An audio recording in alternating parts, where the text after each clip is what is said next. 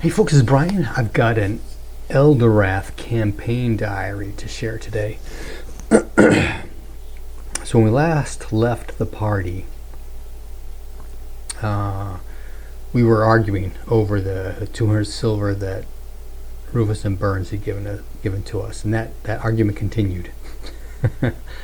Eventually, it looks like the party kind of came to an understanding that, okay, let's go ahead and use it for party stuff. Although we did outfit some individuals with better armor,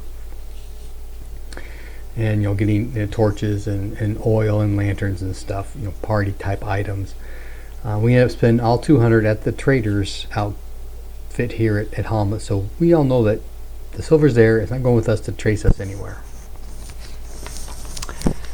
Wes did go back over to the druids to ask him to, if he gets a chance, go and check out Burns and see if he's seeing the same thing that Wes is seeing. And a druid says that he had actually already gone over earlier that morning on another pretense, but was not able to see Rufus or Burns, but that he would, continue to endeavor to do so. So we get our stuff, we pack up, we head to the moat house. It's a 2-day trip. And the first night, that's the second night, isn't it? Yeah, because we're just outside the swamp. We're making camp. It's getting towards the evening, and the druid comes up. Asks if we can come into camp. Of course, we talk and chat, and he asks about dinner, and we say of course, and he's brought some stuff to help embellish the meal. And that's when we noticed the bear. The bear had snuck up on us. Big, huge bear, but it still snuck up on us. But it kind of sits off in the corner, and we're just chit-chatting and that sort of thing. And he mentions that, since we had already discussed everything we were planning on doing with Rufus and Burns, that they know where we're going anyway, and so we should be careful as we go along. And he also brings out this bag. He says he has some potions that may be of help for us as well. There are 6 potions of healing. Each potion holds 3 doses of 1d4 healing in it. And he has, I believe it's 3 potions of proof against poisons kind of thing. So you get bit, you take it, and it's got a potency that does a potency against the poison, and that kind of helps the person who's been poisoned to eventually recover. So we thank him for all of that, and then he decides that he's not going to spend the night here. He's going to head on back to Hamlet. So up he goes, and he takes off. Next morning, we head into the swamp, and as we're going along the road, we do notice some goblin bodies off to the sides of the roads. So we go to investigate that. We can't really find any trails of where these guys came from or necessarily what they're doing, though they did have markings and tattoos and such that were similar to the goblins that we fought in the dwarven cave down south. And as we're searching around here, we also find that these guys had set up some blinds. They're all armed with bows, so they were here as an ambush, we're assuming for us, which again, Wes points out, ties back this whole Burns thing and the druid helping warn us kind of deal. And so how were these goblins killed? And they were mauled by an animal, claws, right? And so there's some discussion on what kind of animal it could have been, because Wes brings up these giant carnivorous frogs have claws too. It could have been them, but we all think it was the bear. And the claws that we see marked on these bodies were not the same sort of claws as these giant frogs would have. So onto the moat house. We spend some time describing the moat house and the layout and stuff to a couple of we have two players who are new to coming here, if I recall correctly, and talk about there's the spider tower. That's where we stay when we camp outside on the surface. But one of the things that Wes wanted to do, well, we go through the whole moat house, make sure there's nothing going on, nobody hiding, that kind of thing, and there's not. But Wes specifically wanted to check out the storage rooms where all the cult items were, the armor, the weapons, the cloaks, the brandy, and that is all gone. At this point, it's late morning, early afternoon, and so okay, yeah, let's go ahead and get underground. So we talk about actually we don't, we just talk about the one berm. To the northeast is a berm that's got a trap door into a tower, into the underkeep, and so that's where we go, down in there. There's a door that goes into the hallway within the wall itself, that eventually gets to the chapel where the lobstrosity is by there. But we go down the stairs instead, to the goblin lair, if you want to call it that. Square set of hallways with some branches off onto it, and we're going towards where the dock is, which is when we come out of the stairs, we go east, then it goes north. We bypass the passage that goes to the another broken area that goes down to the river. Further north is an intersection where we had run into goblins before, and just a little bit further north of that is where the rooms of the goblins that we had fought were. So we head east on that second hallway, and there is an area that has had goblins in it before, because goblins went in there and hid. And we check it out, but the door is open, so there's the room.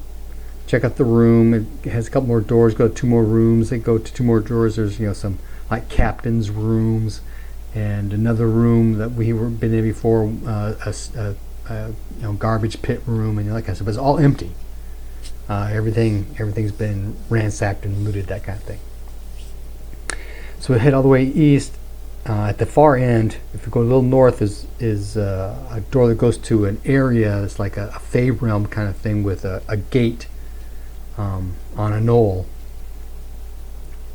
But heading south from there is where we get to the dock and the bridge that goes to the cemetery and the crypt. and Wes continues to call the creature that was in the crypt a vampire. But we figure, okay, let's rest here on the dock, get something to eat, and then we'll get on the barge, and are we going to go downriver or we're going to go upriver? Well, downriver goes towards the Lobstrosity, so we don't want to do that, so we'll pole upriver. Well, while we're resting, that kind of thing, Wes happens to notice Alvis getting really still and getting a glazed look over his eyes. And so Alvis yells at everybody that the vampire's got him again, and goes to get him. And the vampire in controlling Alvis, has Alvis swing at Wes a couple times. So Wes casts a sleep 5, so that gives one target gives him a minus 25 on his resistance roll, because we're using the spell law spells to give us a higher level of magic capability in this world. So, but the vampire controlling him makes a save. Wes the next round casts sleep 7, minus 35, and the vampire again makes a save. And at this point, the other players are moving. They're going to grapple him and pull him down, that kind of thing. And Wes then casts Hold Kind on Alvis. And this is the first spell that Wes has cast where he has, in fact, a power versus power roll involved. Finally, now we can start working on getting his power up and and that kind of thing. So, he successfully casts it, and he rolls an +8 on his power versus power. So he made that with plenty to spare. Well, we don't know how much to spare, but we're assuming this vampire has a pretty significant power level. So, but he made it. So we got a power increase check. Yay! The first one in the game.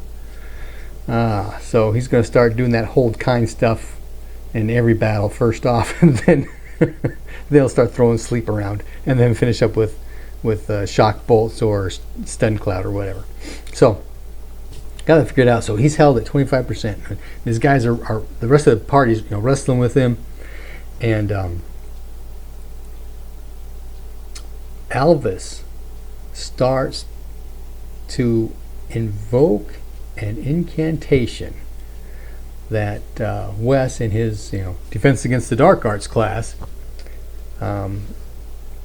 they're taught, hey, these are the kinds of the magical languages of bad stuff happening, just so you're aware, so you can take defensive actions, right?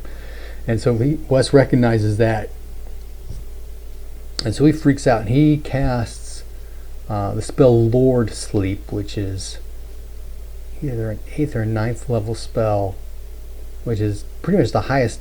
Well, he can cast a 10th level spell. That's the highest level of sleep that he can cast, and he's successful, and that is 20 levels of sleep. So it's a minus 100% on the creature's saving throw. So Wes feels pretty confident that this will work.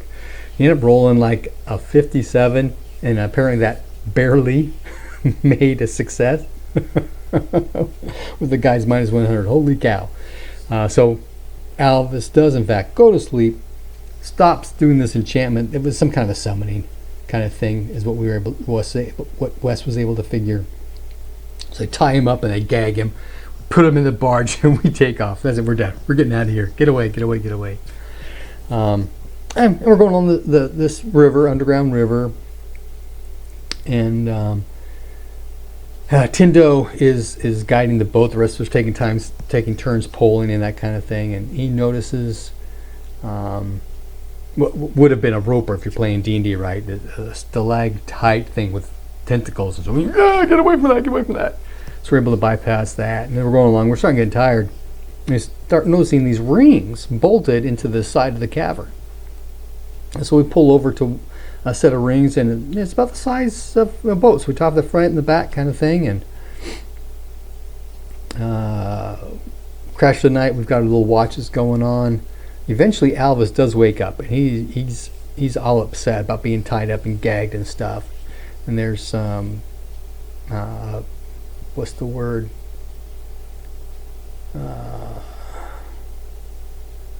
Shoot. Messing around with each other kind of thing, getting all upset, and he doesn't get untied until the morning when we all get up. So we untie him, explain to him what had happened, and he gets all nasty with his gag. He's all slobbering, throws it at one of the players who had tied him out, gagged him, was messing with him, and that kind of thing, right? Horseplay, is that some of this horseplay going on. So anyway, we continue upriver. We do every once in a while see more of these rings as we're going along. We get to a part where I believe it was Alvis had noticed a ledge on one side. So we kind of pull over and we're holding in place, and he scrambles up there, and there's no rings or anything here. But he's able to tie off on a rock outcropping, so we can tie the boat off so it doesn't, so we don't have to worry about holding it in place. And as he goes upstream, the ledge gets narrow and narrow. It's short enough that he's got to crawl on it. He does find some like giant rat droppings up here. So it finishes. So he turns around, goes back downstream, and eventually it goes into a cleft in the wall that opens up into a cavern with stalactites, stalagmites, and mushrooms and stuff. So he comes back, lets us know. So we're tied off. Okay. We send a lantern up, and then the rest of us climb up and we go investigate, right? We don't spend too much time, but hey, maybe something's not going on, right?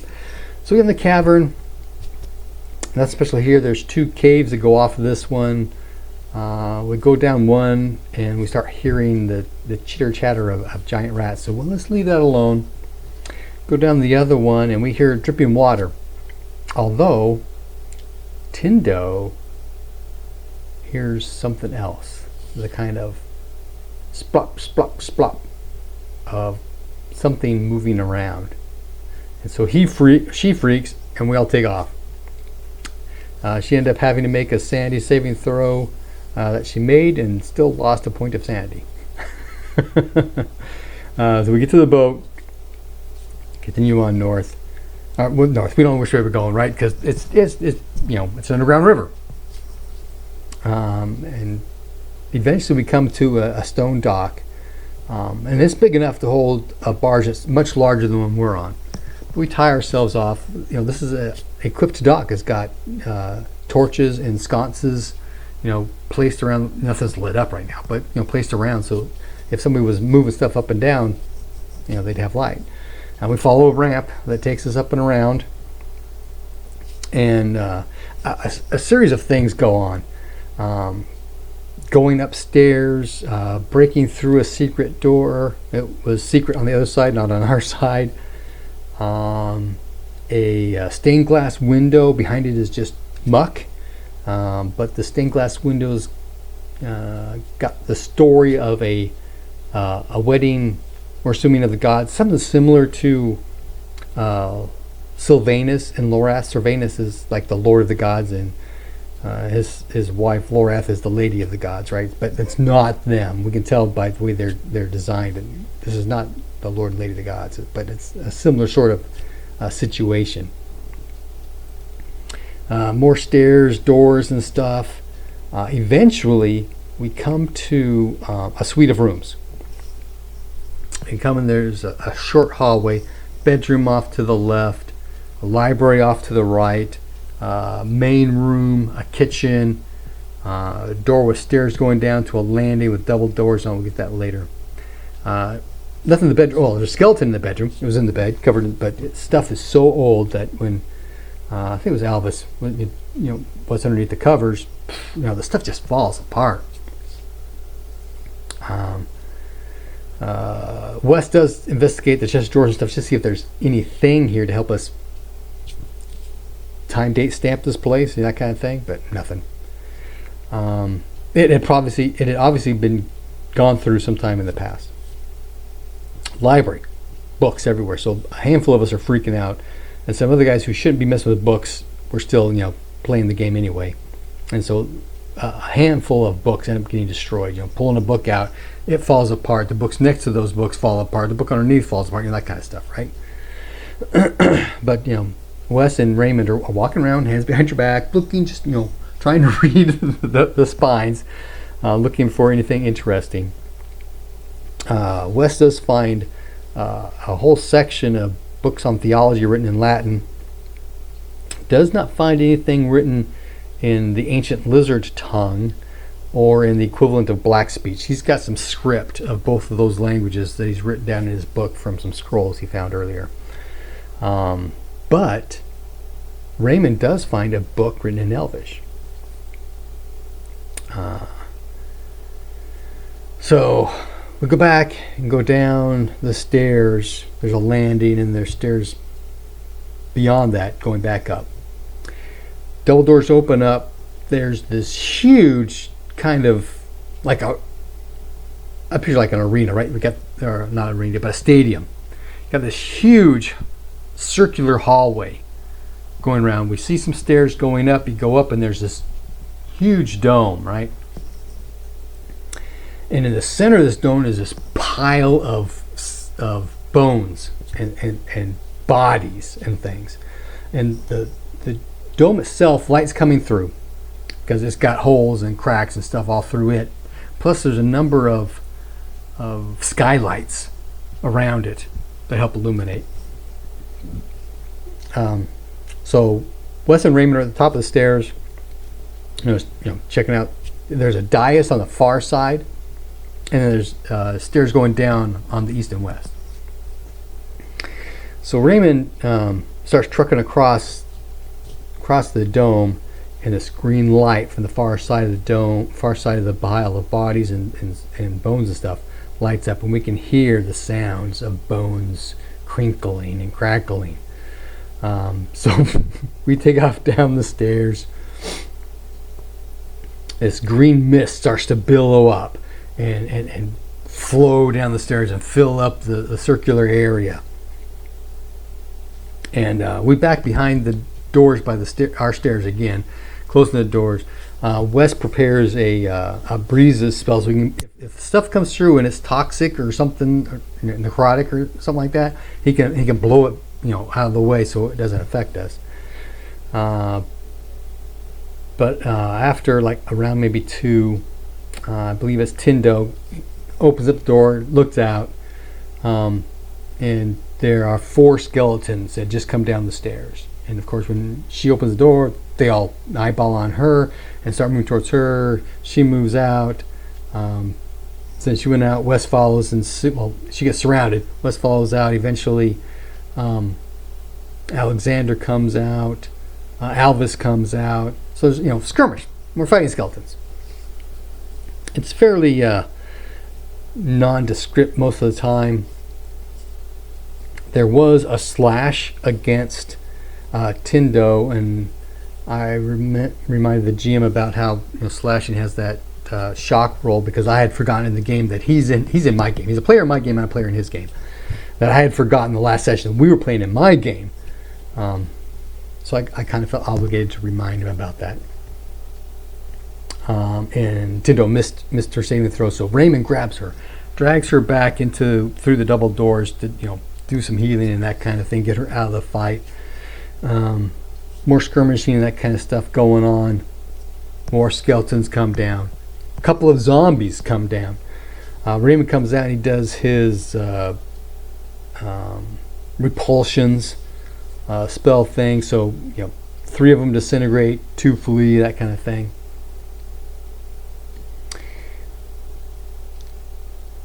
At some point, realize there are just more and more of these things coming. Oh, we heard noises from behind us, coming down the big corridor behind us. Something's coming this way. And so at that point, nearly everybody changes their intent and flees. But Wes is kind of engaged, and he wanted to cast his stunning cloud thing, which the first time he used that. It took a while, but eventually got rid of a whole slew of skeletons. So that's his plan, is to throw that out and then retreat behind it and get in. But everybody else splits, so he's also by himself. But eventually he gets a chance to do that. So we stand in the doorway, and he wants to do is cast that stun cloud in front of the doorway, so all the skeletons, and now a bunch of them come zooming in, right? So the whole area is full of skeletons. To cast it on that area so they can all take damage, and then he's going to step back out of the way, so one of the heavy fighter guys, because he's just got padded and Kerbal, can step up and do some really fighting, that kind of thing.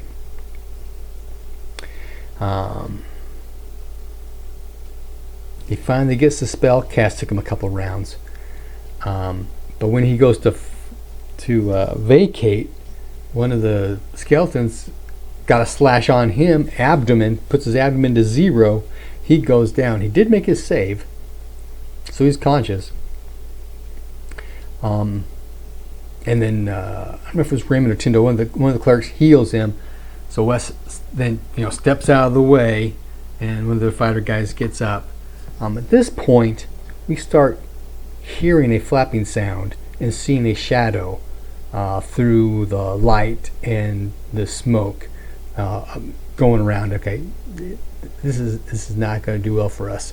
So they the party focuses on those 2 skeletons in front of the double doors, gets them killed, close the double doors, and then while this was going on, Runt had gone up those stairs. He was kind of looking for see if there's a spot where he could, at the top of the stairs, maybe be able to see down into the dome to be able to throw his daggers down, kind of thing. Because the top of the stairs, it's an entrance, it's an exit out of the building into the swamp. So he goes down and says, "I found an exit." So we follow him up and close the doors, and we can spike those. And that's kind of where we ended the session. We're outside in the swamp. There's the dome. You can see cracks down and that kind of thing. There is in fact a cart trail nearby that goes to the center of the dome, where somebody could take a cart and dump bodies down the center, like the guy we read our first night here in the swamp was doing. He's collecting bodies, not dumping them, but he's collecting bodies. So we think that maybe this whole tie-in together with them. And then Alvis, though, wanted to go to the center of the dome and look down inside. You know, the guy was possessed by the vampire. Yeah. More fun things. Anyway, we're going pretty long. 25 minutes, guys. Sorry. Happy gaming.